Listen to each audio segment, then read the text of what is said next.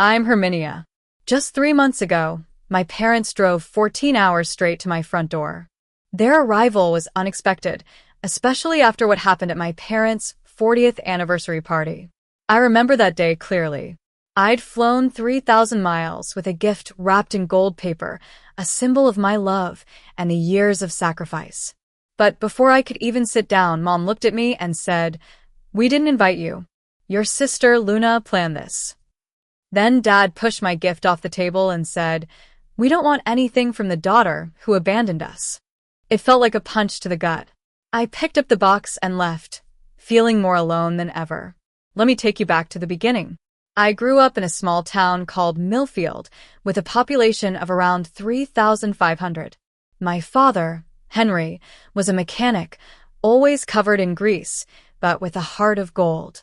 My mother, Iris, was a schoolteacher, gentle and kind. And my older sister, Luna, 6 years older than me, was the star of the family. She was outgoing and confident, while I was more reserved. At family gatherings, Luna would be the center of attention, telling stories and making everyone laugh. I'd be in the background, helping with the dishes and listening.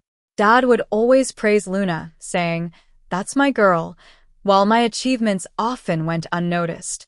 There was this running joke at family barbecues.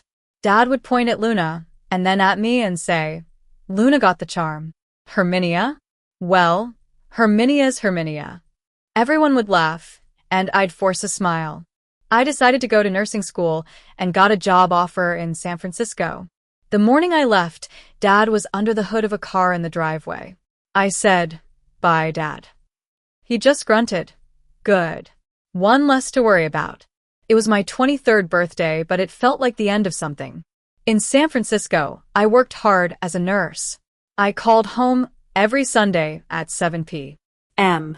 But Mom was the only one who sometimes picked up. Dad never did. After a while, the calls went to voicemail more often. I texted Luna about it and she said, "They're busy. Don't take it personally." I sent them gifts, like a handmade scarf for Mom, but I never heard a word about them. When I asked Luna, she said, "I think they threw them away." But then one Thanksgiving, Aunt Grace, Mom's sister, called me and said, "Your mom loves that scarf. She wears it all the time." That's when I started to realize that Luna might not be telling the truth. 5 years ago, I got a call from Aunt Grace. She sounded worried. "Herminia, your parents are 3 months behind on their mortgage. The bank sent a final notice." I was shocked. I called the bank and found out that Luna had promised to take care of it, but hadn't made any payments. I decided to set up automatic payments from my account, anonymously. It was $2,500 a month, a big chunk of my salary, but I didn't care. I just wanted to keep their house. My boyfriend, Leo, a painter, noticed my changes. I stopped going out, bought cheaper things, and worked extra shifts. He didn't ask me at first, but one day he said, "It's the house, isn't it?" I nodded, and he just said, "Okay, I'll paint the fence myself so we can save some money." For 5 years, I kept making those payments. The mortgage balance went down, but my parents never called to thank me. Meanwhile, Luna was getting all the credit. Aunt Grace told me that Luna had convinced Dad to put her name on their bank accounts and insurance paperwork. She was positioning herself as the hero, while I was in the shadows. 2 years ago, at a Thanksgiving dinner, Dad stood up and raised his glass to Luna. "To Luna, the only one who actually cares about this family," he said. Everyone clapped, and Mom cried. I was heartbroken. I felt like I was being replaced in my own family. As the years passed, I was excluded from family holidays. Luna would text me saying, "Mom's not feeling well," or "Dad doesn't want any drama." But I knew the truth. The house was full of relatives, and I was the only one missing. Finally, the mortgage was paid off. 2 weeks later, I saw Luna's post on Facebook about my parents' 40th anniversary party. There was no invitation for me, but I decided to go anyway. I called Luna, and she tried to stop me, saying, "Dad doesn't want you there." But I was determined. I called the bank and got the mortgage satisfaction certificate and all the transaction records. I put them in a box, wrapped it in gold paper, and flew to Millfield.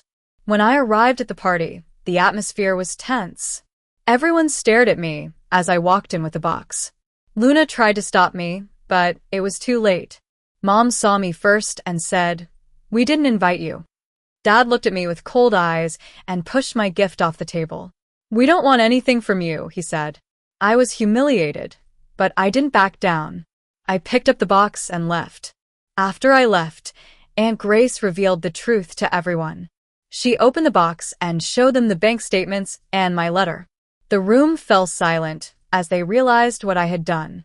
Dad was furious with Luna, and she couldn't explain herself. That night, Dad and Mom drove 14 hours to my place. When they arrived, Dad looked exhausted and broken. He said, "I'm sorry, Herminia." I pushed away the only one who was actually there for us. Mom was in tears, holding the rewrapped box. I let them in, and we sat at the kitchen table. I told them, "I love you, but I won't go back to being invisible." They nodded, and I could see that they were truly sorry. Now, Dad calls me every Sunday, and Mom sends me handwritten cards. They flew to San Francisco for Christmas, and it was the first time in 20 years that they'd been on a plane. We had a wonderful time, and I finally felt like a part of the family again. Looking back, I still wonder if I should have told them the truth sooner. But I know that I did what I had to do. I hope my story reminds you that being quiet doesn't mean being weak, and you should never let anyone else define your worth. If this story resonates with you, please like and subscribe, and let me know in the comments what you think.